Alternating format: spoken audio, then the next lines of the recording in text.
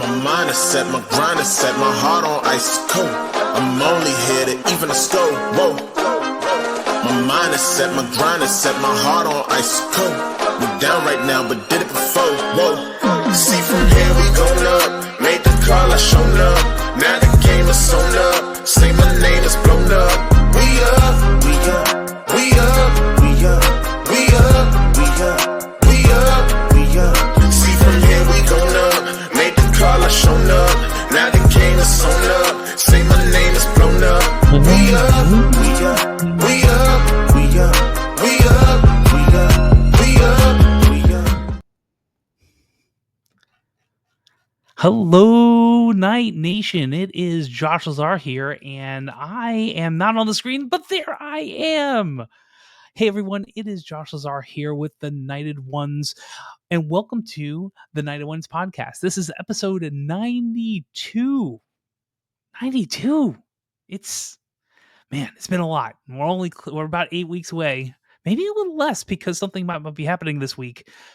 To 100. We are the only podcast that features a former UCF national champion who is not here, a former UCF radio host who is not here, an ESPN analyst and hoops player who is not here, an infamous rapper, and a resident influencer who probably not here. Isn't here now. Maybe he'll pop in. We'll see what happens. And IG Shar. And usually we're shooting the breeze, talking UCF sports. Today, we're going to do something a little bit different. Now, before we do this, I have to do that, smash that subscribe button and like and follow us on YouTube, IG, wherever you can find us on socials, and check out the 70 teams or 70 plus teams on the conference on the college huddle.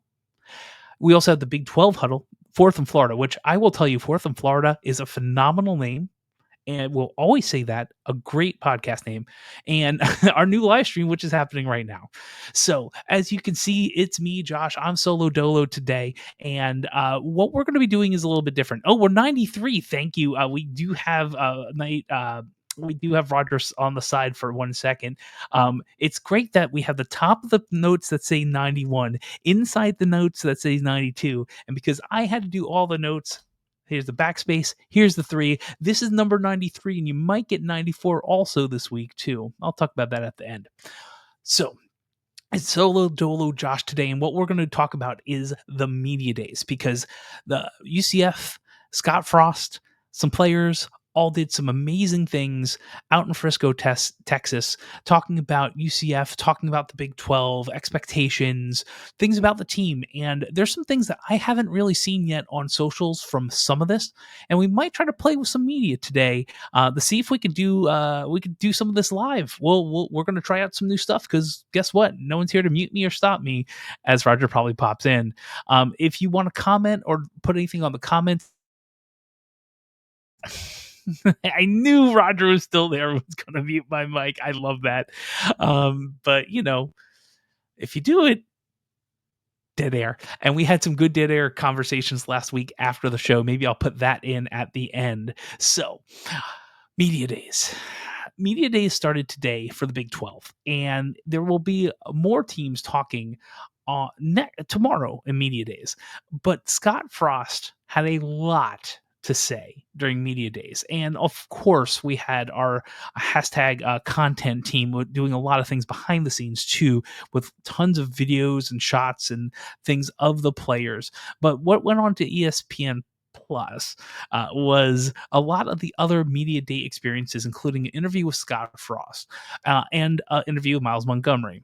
I'm going to start with the interview with Scottfrost, and he had a couple different interviews, with the quote, the team, at the media days, with, I don't know. I don't remember the guys on the top of my head. I'm not even going to lie. I'd have to go scroll back for that. But when he was chit-chatting with the team there and talking about UCF, there's a lot of great things here. And I think, if you haven't heard all these, I'm not going to play them all back. I'm going to try to do that for Myles Montgomery, which had some great ideas there, but there was some bangers of quotes. So some of these are going to be direct. Some of these are going to be paraphrased. They talked a lot about coming back. And we'll get into that, but we talked about the 68 to 70 new people he has on the team. which is just mind-boggling. Might be the most in the Big 12. They joked about that a little bit. But one of the things that he said that I believe UCF fans are going to be excited about, and paraphrasing, is that he is not anointing a QB. They got to earn it.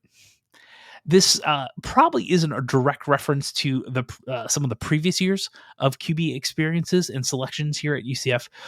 But what I will say, and even if it is lip service, it's lip service that I think UCF fans need and want to hear. They don't want to feel like someone gets a huge NIL contract and they come back in and there you go, Jackson's quarterback, right? You want people to get pushed. And true, this could all be, leveraging media to make the competition as fierce as possible to bring out the most in everyone or someone. And I feel like there's probably a little bit of that. But on the grander scale, I like the fact that it's not just being handed to someone. I like the fact that there's competition and no one, as Coach Frost is saying, no one is like risen to the top, and he's looking for that more than likely when everyone gets back into camp and through the beginning of the season. Probably we might not even know this till August, which is next month at this point. So this is good for everyone, right? It shows that the best people are going to play. It shows that competition in everything is something that Scottfrost wants. And Myles Montgomery talks about that a little bit too later in that segment. These are wonderful things. I feel like, it seems like a lot of UCF fans saw KJ and knew what was happening, even though some of us saw him in practice and had questions, right? And truth be told, and we talk about this on the show a bit, second half TCU, KJ and team, if we had that for like the rest of the year, we would have a different conversation now. But we didn't. So not anointing QBs. They have to earn it. And truth be told, I'm sure that's across the board. Like any competition, any position is going to have that competition. And personally, I love that. And maybe you don't. If you have some questions, comments, feedback, feel free to throw that in. Without Rogers on the side, and Rogers had a long day work, and he's on the comments over here. I am not saying okay. Geez, so now I have multiple people, and I don't know if they're both Roger. So no, I'm not saying the QBs that we have are all mediocre. What I'm saying is what Coach Frost has said is that no one has risen to the top to be definitively better than the other two within this group of like three QBs that he's talking about. His words, no one's risen to the top. And to me, that means one of two things. He's using the media and putting a message out there to compete and prove it and push someone towards that alpha role to that number one spot. Or this is all truth, complete truth, and we have like Ja'Cory Brown, killing it, and Jackson maybe not living up to potential, and whomever it is. That's where I feel like this is either leveraging that to push them harder or just the pure truth. So that's just from Coach Frost's words. Yes, I did see KJ at Waffle House. Yes, I did. And, well, that's the thing. It seems like KJ was anointed. He got 4 shots, more than 4 shots. Yeah, he had more than 4 shots. And, Roger thinks that's coach speak. I'm sure it is. But do I think Scott Frost knows who's going to be his number one quarterback right now? I would say probably, but not definitively. I think he's leaving at least a little bit more open for something to potentially happen. Who knows? But I think I think at this point, and no, Roger, it wasn't mail directly into his veins. It was a to-go order, and he left his car similar to yours just sitting outside, turned on. So that was fun too. So anyway, got to go to the future, not the past. So some other things that I really liked from Scott Frost's conversations. He he said he was, pretty much blessed to be have an opportunity with the LA Rams and learn under McVay. And he had a small note in a one sentence, like a part of one sentence, that said that he might be bringing some of the things that that the innovative mind of McVay might be coming with him because he's learned a few things. So I kind of like that because multiple reasons. One, anyone who's not just set on their book and their principles and what they do all the time and is unwilling to change them going forward isn't evolving. Also, we also have the internal ideologies, the way I work and the way I do things and the way I teach my daughter, right? I just do one step better, one thing more, do a little bit better, learn a little bit further, gain more knowledge, and do some amazing things. And that seems to be part of what Coach Frost is doing here. He's he has the things he wants to work on. He has the type of culture and personnel that he specifically wants to talk about that in just a second. But he's taking all these things and like the Rolling Stone gathering moss downhill, right? Gaining that momentum, doing innovative things, and probably sticking to most of his guns, but with enough tweaks to go, oh, that's interesting. Um, and Roger got my subtle, but I I'm excited. Like, do I think we're getting UCF fast and UCF fierce this year? I'd love to see it. I mean, to me, I'd love nothing more than have defenses that are attacking the ball and not giving up 7 to 10 yard cushions on like soft coverage. And forget bend don't break, just like being soft. I'm not saying you have to be overly aggressive, but just attack a little. Just if the personnel can handle it, be sound on defense, be fundamentally sound, and we'll let Roger and Trey talk about that fundamentally later in the year because they'll know quick. So yeah, that I would love to see. And on offense, I'm open. I'm open to seeing what we have seen in the past plus other things together. Yeah, it's going to be. I wouldn't say if 2017 was 2.0, this might be 2.2. Like, it might not be that far off, but with enough wrinkles and enough new concepts, uh, in doing it, we have 2 great games to make sure we can get all of our calls in, that people know what they're supposed to be doing, to run the right routes, to set up the offensive line knows where the proper blocking schemes are. Like, we have a little bit of time to make sure that what has been installed and what has been practiced can translate effectively. Then we see how fast we can go. Roger saying 26 Raiders lower on offense, and D, will they be better? It's interesting because there's so much newness here. There's new players, there's new coaches, and typically in the past, you would have to kind of case in point. Trey is a good case in point. In all that 2015 team, the O'Leary work ethic and the O'Leary way of things was still ingrained in a lot of these young men. And that imprint didn't leave. And Trey talked about this. You can see it. That imprint didn't leave, nor did the players, because they really couldn't. And they could, but they didn't just all disappear. So you have that mentality, and some of the things that we'll talk about with Myles coming up in a bit. The Frost, we've all seen him. We all kind of know him. You get Frost with the imprinted fundamentals and a lot of the accountability and other things. Not saying that Frost didn't have those things, but we all know George O'Leary too, unless you're a very young UCF fan, and if not, read some articles or ask Trey the next time we're on the show and pop up into the comments of the chat.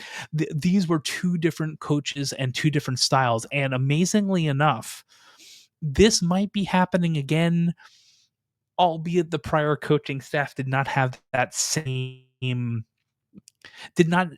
to imprint the things that were really good from O'Leary that time over to Frost this time. I'm not sure if the Gus Bus is imprinting things that we want to translate over. And honestly, doesn't matter because only about 40 kids left from that. So, Roger said he saw Frost at Bar Louie. I wonder if that was back first time around because he was a frequent visitor. So Frost from Media Days, lots of wonderful things. Love that he's bringing new concepts with him, and he's Roger has grown businesses and has a couple and has worked in a lot of them. I've been growing a business over the last 2.5 years too, and doing that. I started in my 40s. I'll be honest. I think Roger probably started a little bit earlier than that. Quote, "You can't do anything alone," unquote, is a phenomenal quote. It's a quote of someone who's had experience, who has knowledge, and realizes that being solo, you can in some aspects of business or coaching in life, but really you can't do it. You can't do anything well alone. You have to have a team. You have to trust your team. You have to believe in your team. You have to empower your team. And while there are people who, a very few that can go alone when it comes into coaching, and I've coached bowling, right? I'm not going to say I know what it is to be a coach of a college football team, but I've coached bowling, and even on a 5-person Baker team, you still have to understand things and talk to others about the mentality and where people are and how they're bowling on a certain lane and pattern this. And I won't go into bowling that deep, but you need to know who your anchor is. You need to know who your 5 and 10 frame is. And you need to understand how they've been bowling on the practice lanes before they get into the match to figure out if you're messing with your lineup or not, which might mess with their head. And all that stuff takes not just your own eyes. You need some help. Not 400 coaches, but you need a little help with other people who know these kids and know these athletes. In football, I love that he realizes this, and I'm sure he realized it before, but like knowing it and saying it and believing it are completely separate things. And I love that he has this mentality. Like he knows he's building a team. He knows he's the captain of the ship, but he probably is someone that knows that the ship is going to go. The ship will be best righted and will have the best path forward when working together as a team at the coaching staff level. Definitely at the at the other level. And Roger is saying that, yeah, late 30s for Roger, which is interesting because Coach Frost is kind of in that same frame, right? Like he doesn't own a team. Like he owns a business, but right, coaching is, you're still being paid by an employer, quote unquote. But for all intents and purposes, college football head coach is a pseudo owner of a business. I'd say there's definitely enough parallels. And he gets started in his like late 30s, early 40s, about the same time Roger and I have. And he's learning these lessons. And I don't think he's learning these lessons because he went to a place and took the wrong job. We'll talk that quote in a second. But that's a part of his career arc, if you will, his business arc. And he's learned things from others. He's learned things from other coaches. He's learned things internally about himself and his family and who he is. That shows a level of maturity that is great to imprint on football teams, on kids or young men, but younger than me and Roger. And he could do it in a way that has that learned wisdom from experience, both as a player and as a coach, and going through his coaching experience. And he could relate a lot. He's more relatable probably than I am, but he's definitely relatable to the staff. All right, so another couple of interesting quotes. Scott is 50 and was 42 in 2017. Yes, I'm telling you, late 30s, early 40s. So he was 41 when he got here in 20. Maybe he's 40 when he got actually here, and then he was 41 when it was 2016 when he started. That's what I'm saying. If you get when you start, when you own it, And I mean that by like your name's on the line, your business name is on the line, it's tied to you as a person. That's when things seem to change that I have learned so far in my couple years of doing this. And Roger has been learning that for longer than me. That is a different feeling when you're responsible for people. When you're this now he's responsible for people and their not directly their paychecks, but a little bit more than that beyond the coaching staff. It's a whole weird part, but you get this different sense of how things should be done, and you learn and you grow as you learn and grow and owning a business or being a head coach or being in charge of something where people are reliant on you, and you can't do it alone is phenomenal. Like that's a great. It's the reason that I have employees and I'm paying a bunch of people. It's the reason Roger builds companies with other people. It's not just all him, and has people that are working for those companies too. So it's just a good. When I heard that, it's assuring that he's seen some things that we've seen and other people have seen, and he's growing in that ideology, which I love. So we're talking about 2017. He said something about this is an interesting quote. He said something about 2017 setting up the Big 12 invite. Okay. We all, UCF fans, we all know that. There was also a quote. If there are any other changes to come, we need to be in position. We need to be positioned in the right place. And I'd say about the quote. It was kind of like a sideline, and then he went right into something else. A little more Big 12-ish. Now, is that a throwaway line in the middle of a stream of conscience of talking about, where we are and where we want to be in the future? Probably. Does he know something that we don't? I would say probably. My guess is probably not. But I don't want to just take that as a throwaway line because that's not our job here, right? I believe the illusion is to if, say the Big Ten or the SEC expand or some other change happens. Like we're already seeing this with Texas State joining the Pac-12 or whatever you want to call them now. I'm assuming they're keeping the name because they did all this other stuff, but things have been changing. I don't think there's been more than 1 or 2 years of a change of a team to another conference or moving up to FBS or something like that since the 80s. I remember we talked about this a year or so ago, and I think there was like 1 or 2 years where nothing has changed, which is astonishing. Like we're in 2025 now. We're talking probably, I think it was something like between 20 and 30 years. Like every year someone has changed something. I don't know when it's going to be, but if there is another move if there is an expansion of the Big Ten or the SEC, or if there's a consolidation of the ACC and the Big 12 or something like that, we want to make sure we want to be in the best place and hitting on all cylinders in lots of areas. Quote, if there are any changes to come. I'm going to assume it's just a throwaway quote in a stream of conscious, but he's not wrong. 2017 and other stuff. 2013 also set this up. Which set up 2017. Even 2018 was still phenomenal, and we all have our what ifs about KZ not getting hurt the way he did, or us not knocking Joe Burrow into next year into the national championship in the next year. Like there's all kinds of what ifs of 2018, but still a phenomenal year. Coach Heupel did a great job of what was going on there. So we haven't seen that. And I know no reasonable person should expect 2017 this year. And we might not see that again in the foreseeable future unless we get a few more billionaires or we get the salary cap, which Scottfrost did talk about in media days in some way, shape, or form. And that could possibly make things helpful, or getting equal funding from conferences, whatever. Maybe there's a difference, but we should do everything possible with eyeballs, with NIL, with the play on the field, expanding that, to basketball too. Finally, maybe we'll see.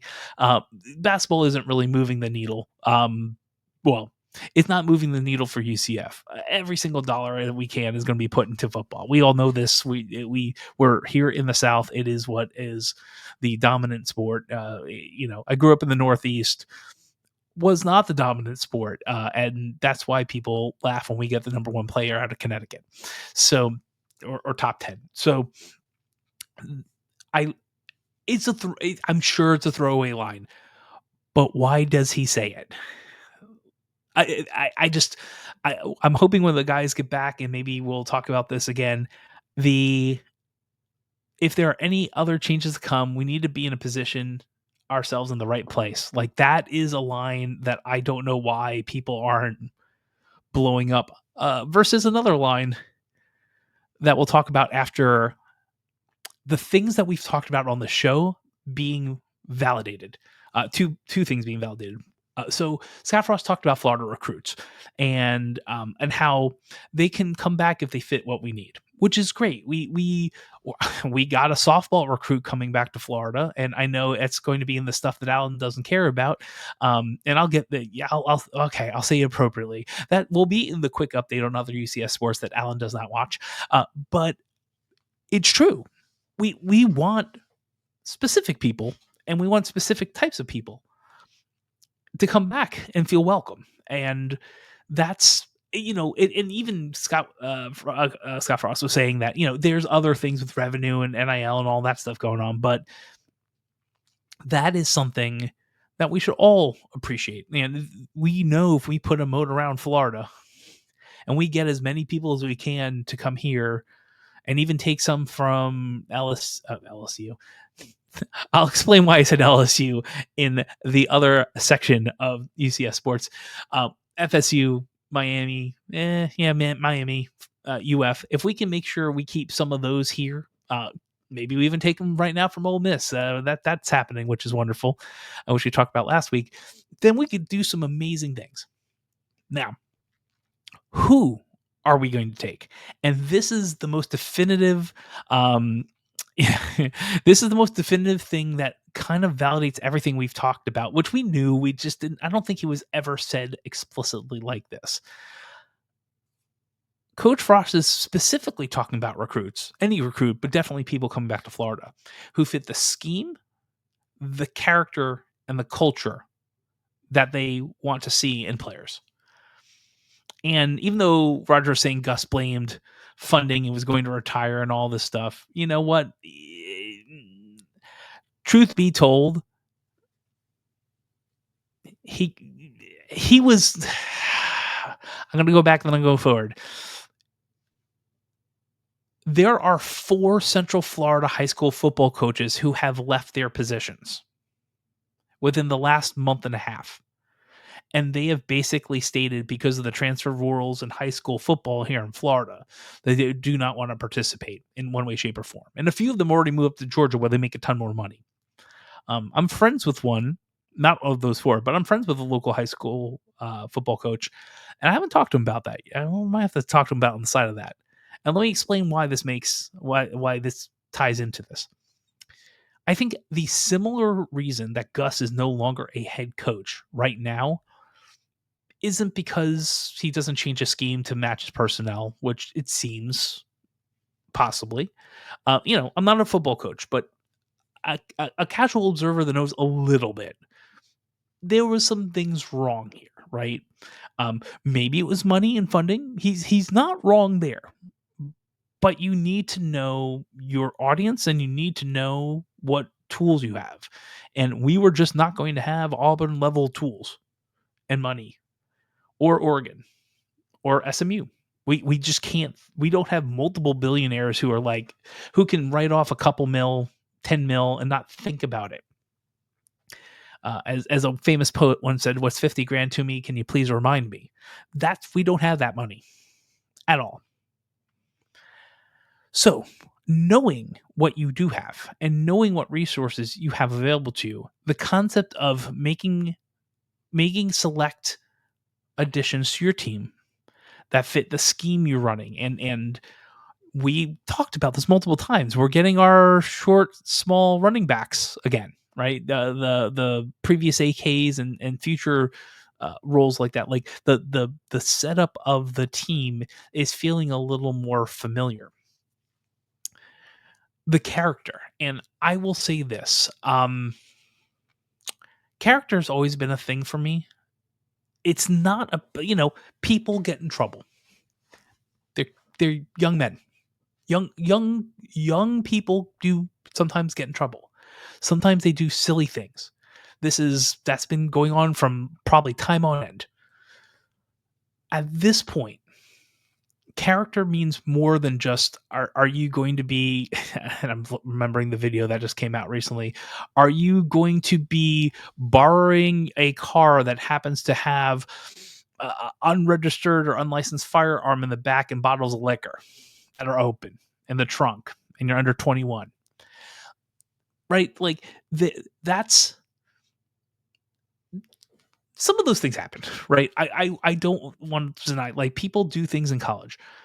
Character to me means more towards the, who you are and how you represent yourself and how you work through those things. Like, my guess is if someone has some issues in life and is working to correct those, I don't think that is different than someone that just completely slacks off and doesn't do the things they need to get to do whatever it. I'm trying to say this in a clean way. If you get in trouble for something and you don't do the things to get off of probation or you get arrested and you get your charges expunged or those type of things, and you don't do the things that make whatever your situation is whole, that to me could be a character issue from a collegiate football player perspective, and that's still life too. So I'm not sure exactly what his judgment of character is, but he has one. And we're going to be seeing that in the people that come in. And, again, things are probably going to happen. It is still, 100 some odd people with now a lot of money, some of them, and they're still college age men. Some of them are probably boys. That is something he wants to focus on, and I think most fans want to see that. I want high character, or at least high accountability of anyone I work with or work for or hire. He's trying to do the same thing. I love that in some way, shape, or form. Right? He has his own judgment of character, and that's good. And culture is also a huge thing. And culture, again, he has his own cultural fit, but we've seen some of this, and I will tell you, this culture already is being imprinted on the team.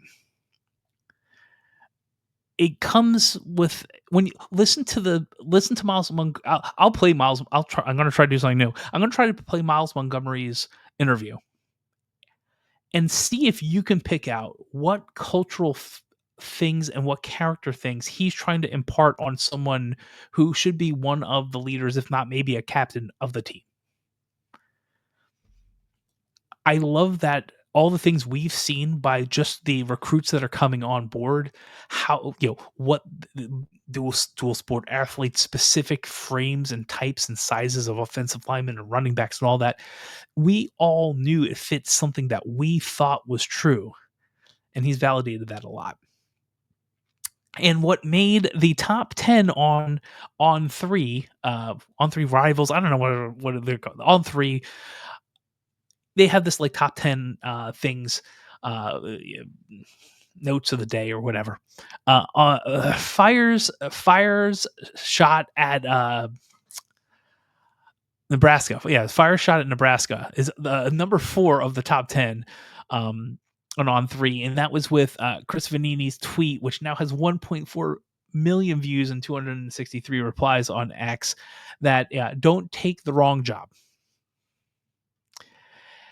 Don't take the wrong job. Okay, this is another amazing quote, and I'm sure he both meant it and didn't mean it in the ways we're all expecting. He said he wouldn't leave any place for any place that he couldn't win a national championship. And he was being pulled towards his alma mater, and we all kind of saw what happened. We're not we we hear or see games. We know what happened. And there was some family pull and a lot of other things. And let's be fair, he made generational money on that, and he could be making that in other places too. But he made a lot of money.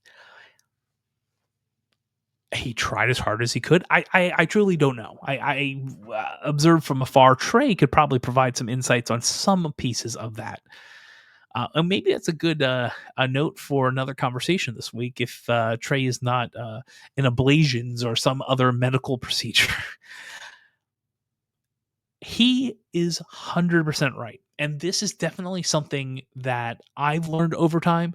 Um, Sometimes the juice is not worth the squeeze. Sometimes the money is not worth the roll. Sometimes the grass isn't greener on the other side. And those things held true. And Scottfrost considers him lucky to be able to come back to a place he feels like home. His firstborn child was born here. His wife seems to feel and grew up in there. Neither grew up in Orlando. Let's be fair.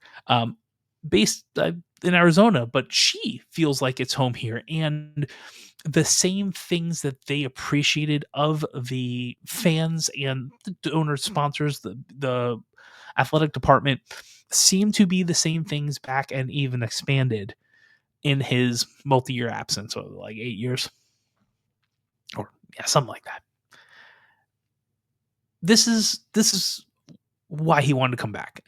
Other than getting invigorated by working with the LA Rams, he knew once he got the call, this is what he wanted, and perhaps that's also coach speak. I don't know. I don't believe that. There is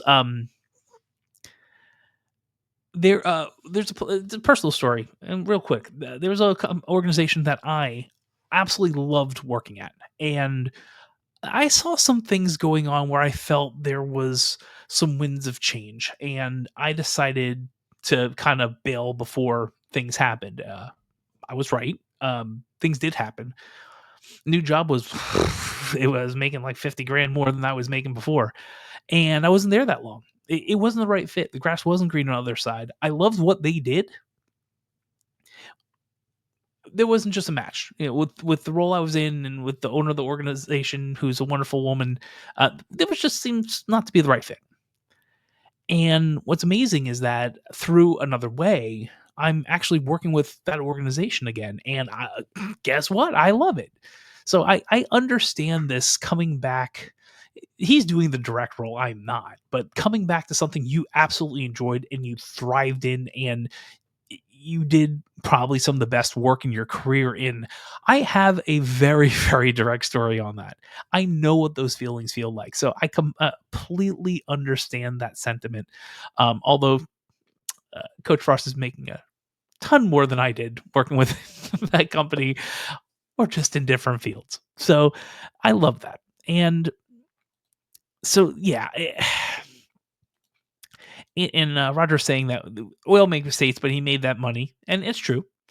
It's now different with NIL, and I agree. And Nebraska has some money. They're not, and that fan base. I have some people that I work with who are CEOs that are fans of Nebraska. It is fierce, and I love that. I love basically a state just surrounding themselves with the enjoyment of a humongous university, and just being diehard for it. That's we don't have that at UCF, but we have a pretty core diehard fan base. They're just not like 90,000 deep.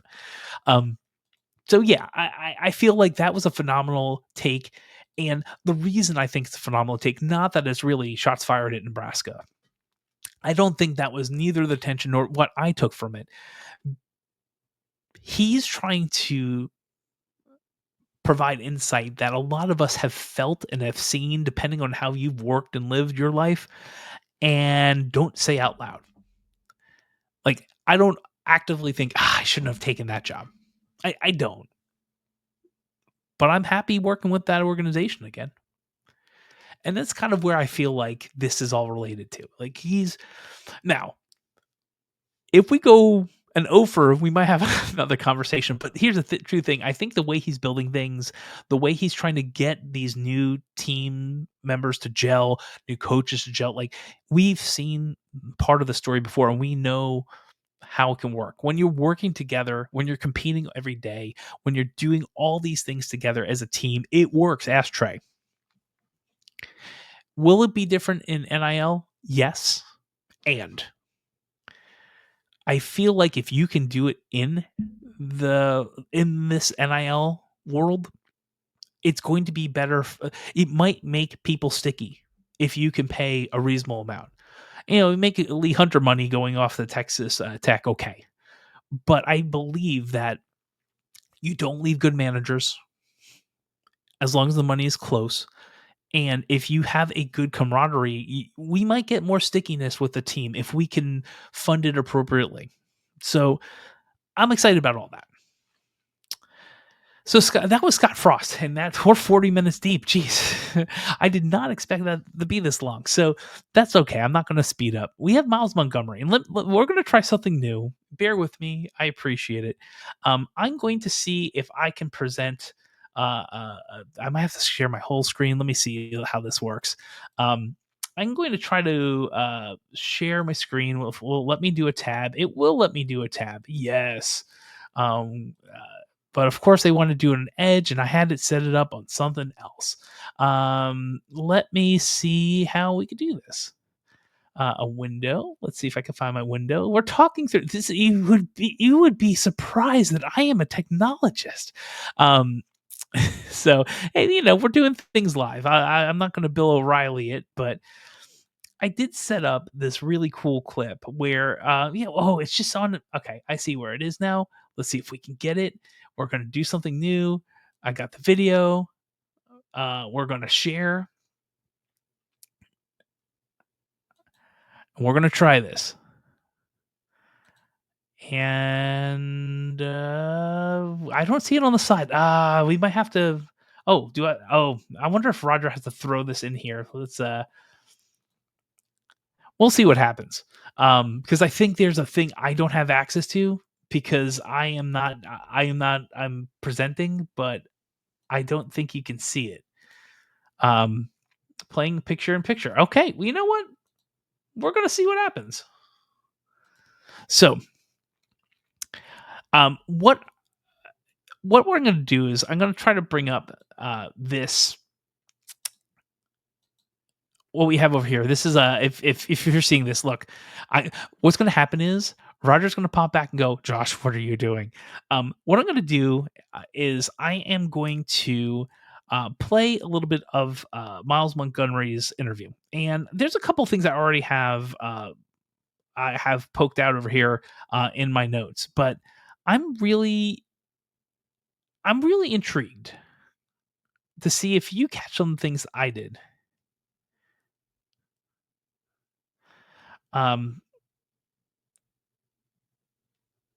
Okay, I'm going to try to see if we can get this one here. So let's try it. And if it fails miserably, I will blame Roger. No, I won't. So, and Noah's not is feeling well either today. So let's do this. We got everything I need set up. I'm going to play this. It should be picture in picture for you. If anyone's in the chat, you can help me out with that. See what we got.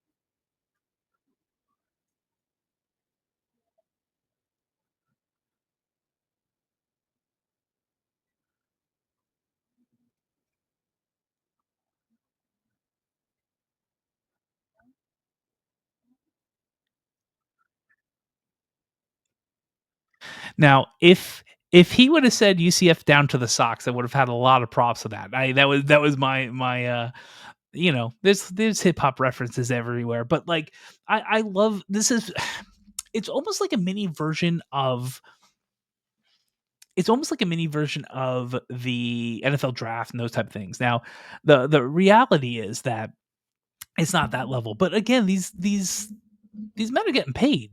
They have time to do some tailoring. So, I like name on the cuff. It's a nice little look. Um, I like the UCF socks.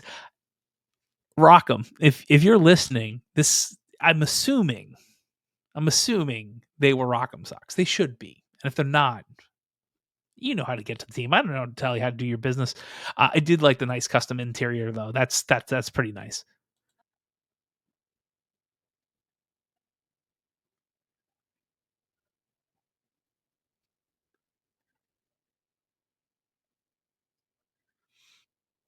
Of course, I'm going to get to a video. So I'm hoping this is streaming live, so I can go right to the skip and go.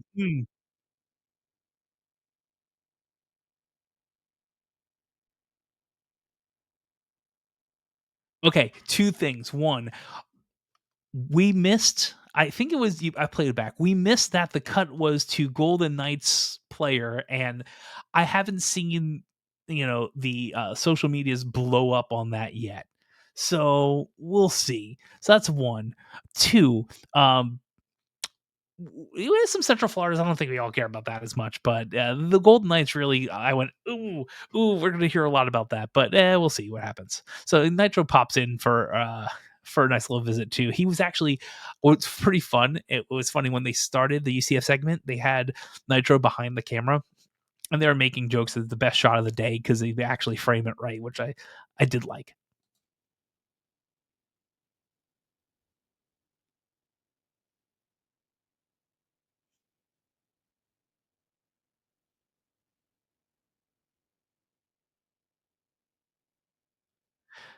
Okay, we talked about the fit and who we're looking for at UCF. Now, Miles was already on the team, and he was a foregone conclusion to be RB1, RB2. Depending if we're doing like if we're bowling like Jonathan Davis back in the day, or if we're doing more AK Otis type work, which is probably where we're going.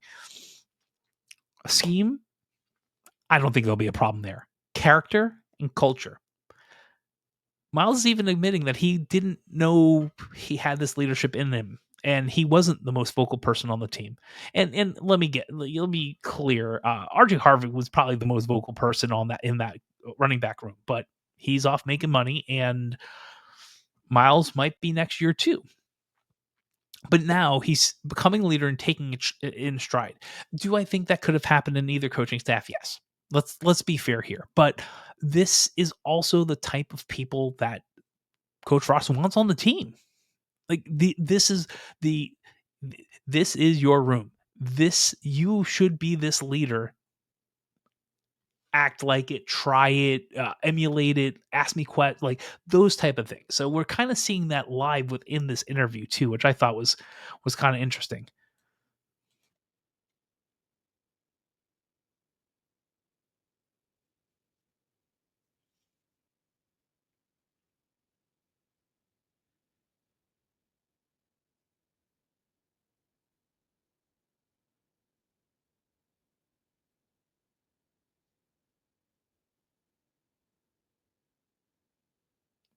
Got to stop it there. Okay, there's more to that statement. I'm going to get that. And I'm sure when Coach Frost was introduced, everyone on the team was probably watching some 16 and 17 tape. And if you're a running back in that room and you see how you're using Juice and AK and all that, yeah, you should be optimistic, right? It's good having a younger coach. To me, that really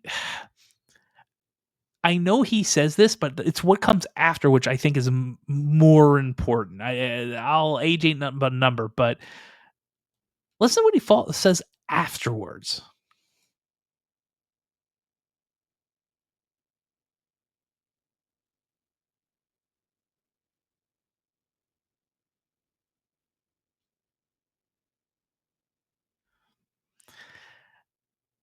It's not just the youth. You can relate to him more. He's kind of like us. He has swagger to him. He's a good dude. please do not take all this to state that other coaches were not all of that. And this is what's coming out of a leader of this team. The way I interpret that, it's not a diss to Gus and that coaching staff. It's the reality of what we've seen with Coach Frost,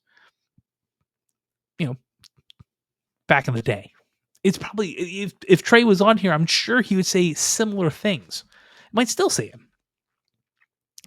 And he actually sums it up with something that is something you saw at the beginning of this clip and you probably didn't pay attention to. But when I started watching these clips, I did and went, yeah, but they weren't a $30,000 pair.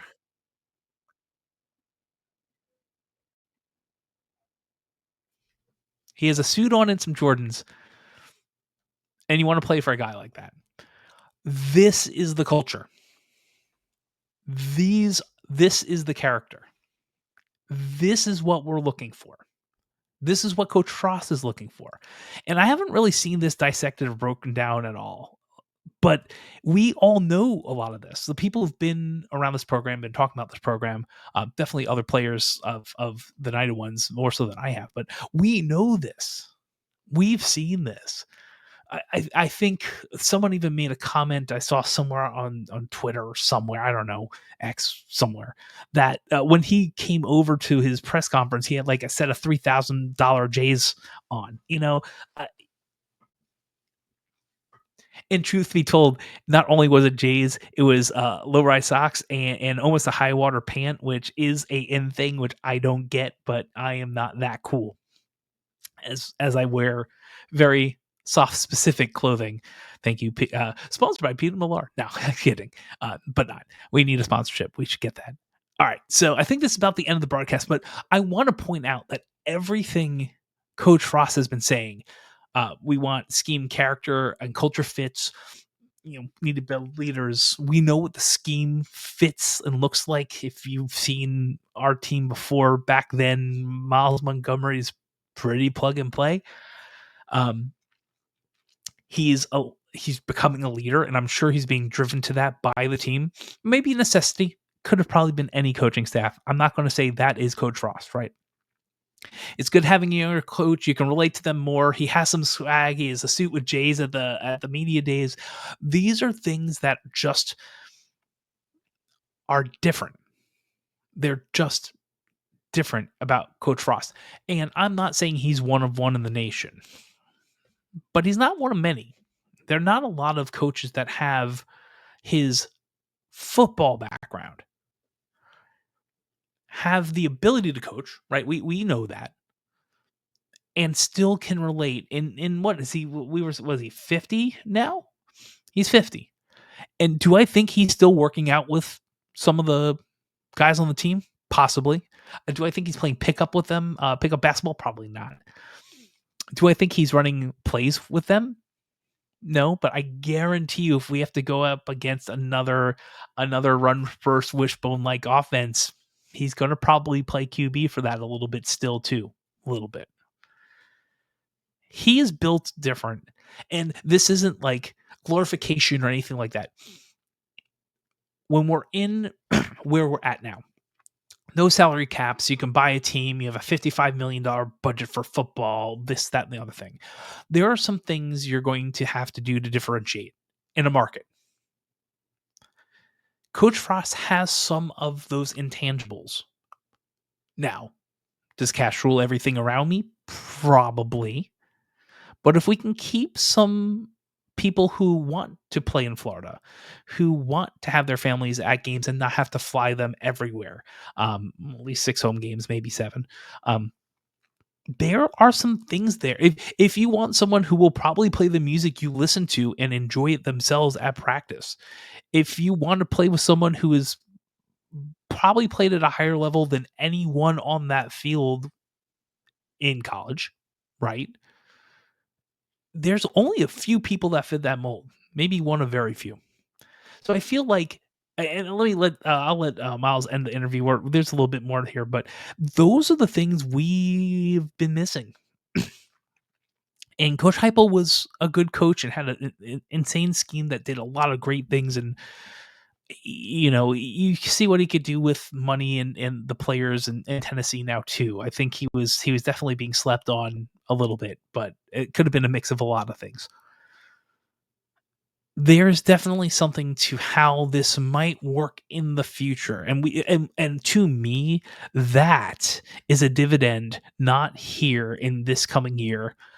I think it might take more than 2, but being competitive in the top maybe 4 to 6 in the conference every year, 3, 4 years out, in a conference this deep, maybe he has the intangibles necessary combined with the funding and all the stuff that we can do our best as we can with to put some amazing teams on the field. And truth be told, for those who have the ability to get to the next level, prepare them well with the culture, with the character, with the fits to make sure they're getting good grades when it comes to the conversations they have and the things they're doing in the film room up when they're going to go through the NFL draft. Let's see if Miles has anything else to say. Well, I mean, sure he does, but not worthy of the conversation we're having right now.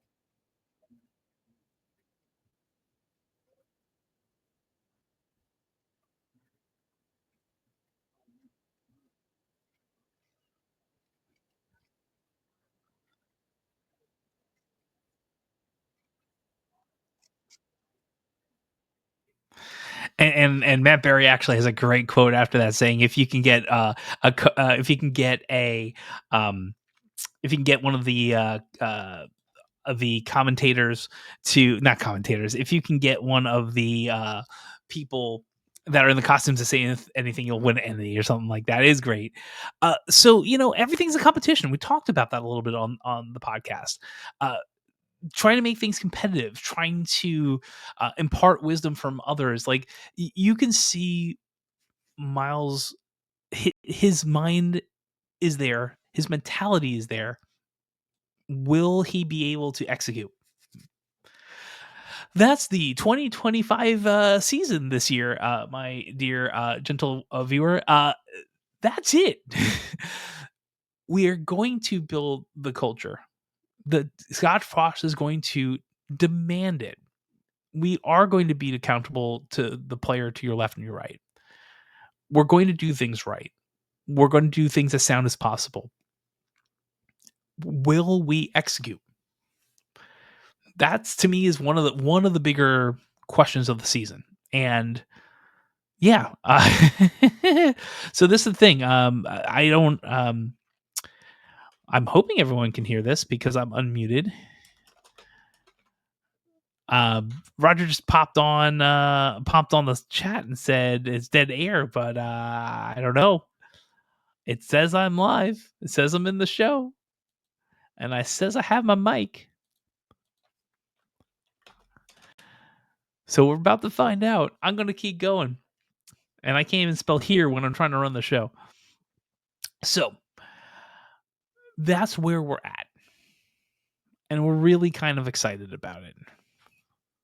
So we have a couple things that's basically the media days in a nutshell in less than an hour, as long as you can hear me. so so that's kind of fun. And I'm hoping you heard all that interview. We're gonna see how it worked. So since we're live, I'm gonna go through a couple other things. What we might be doing this week. what we might be doing this week is having more than one show. So we have the media day recap, which is what we're doing. I love that softball and the fun fact of the week. Look, there are some other things from media days, but I try to pull out the things that were the most interesting to me and some of the things that I haven't seen anywhere else because there's something brewing with the team in a positive way, and we'll see if that translates onto the field this coming year. So we have two other things we'll do. So usually talk about other UCF news. It sounds like we're going to have another show this week, and if we have another show this week, you're going to get all of that stuff with maybe me and the team. We're also going to talk more about other listener love because I didn't prep that, and that's a Roger thing, and he interacts more with that, so we're going to leave that to him. What we're going to do is the last two things that I usually do because, well, I always prep for those. And we're going to talk about the sometimes funny fact of the week. And this is going to be new because I don't have anyone to talk to respond with the fact. We're going to leave that to you. What I'm going to do is ask a very basic question about UCF, FTU, and you are going to go and answer it in your minds out loud when you watch this. And if you don't, that's okay. We're going to put the answer in the show notes. Right, Noah? Right. So, simple question. Everyone should know this pretty much off the top of your head. Okay. What was the first day of classes at then Florida Technological University, now UCF? What was the first day of classes at FTU, which is now known as UCF? You might not know that off the top of your head. We're close to it.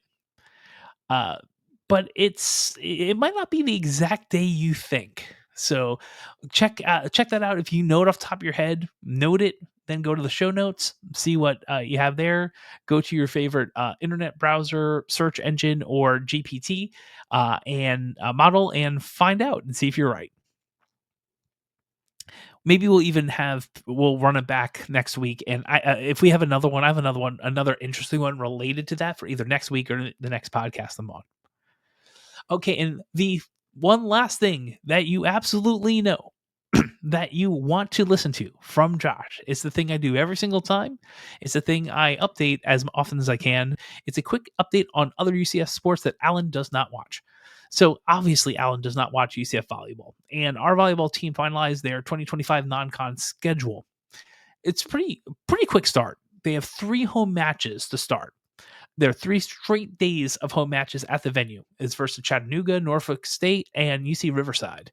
And that Norfolk State is the first match ever versus UCF. And we have one more of those actually in the non-conference schedule.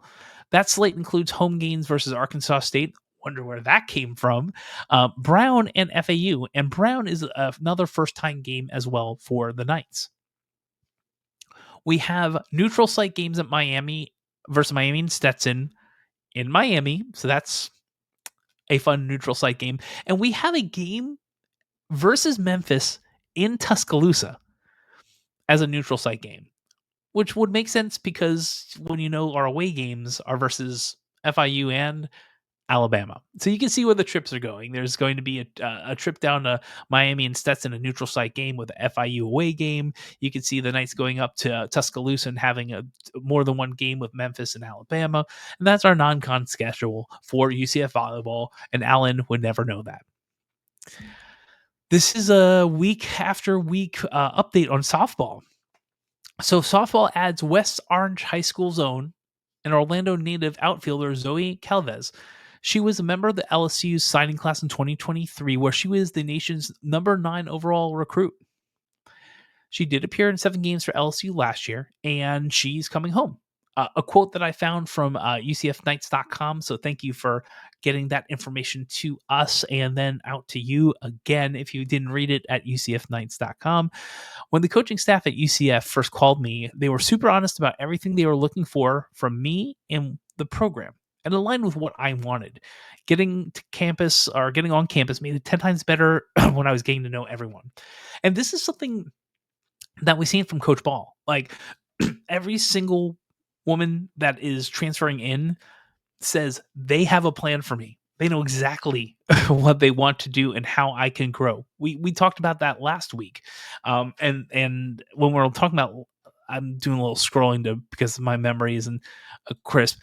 Carly Jo Penner, same idea. She was like an everyday starter in 2024 from Kent State, and her goal, based off of the feedback of what she wants to do and with the team, was to develop her offense to her own full potential, and they had a plan for that. So I like this back to back softball transfers, people coming home, wrap that up in a bow because it's exactly what Scottfrost wants to do with football. Have a welcoming place for people who are from Florida, or in this case in Orlando, who want to come home and fit the character and the culture and the needs of the scheme of the team. Sound familiar? It works beyond football. So those are the two main things that are going on. If you want to do, there's a full recap of the 2024-2025 athletic season on ucfknights.com if you'd like to take a look at that too. And we'll see what comes up next week, because we're definitely in the doldrums of sports or other sports news. I will tell you though, after these, there is a lot of football stuff and other things to actually talk about, and that will be with the whole team. Maybe I'll be there. Don't know. We'll see. But there is more to talk about this week, so we hope to have another episode, perhaps episode 93 for you, coming up soon. So with that, I want to say thank you for your time. Thank you for hanging out with me. We'll get all the numbers on the back end. Somehow I made this into an hour plus show, but definitely not going to hit 2 hours unless I pontificate about something none of you probably care about. We always end with the Go Knights Charge On, and everyone gets together, and then I get to figure out how I talk after this. We'll see what happens now, but for now, thank you for your time. I hope you enjoyed this episode, and Go Knights Charge On. And this is the time that I usually talk and see if anyone's paying attention, see if they cut off the show, because I don't know what happens if I leave the studio.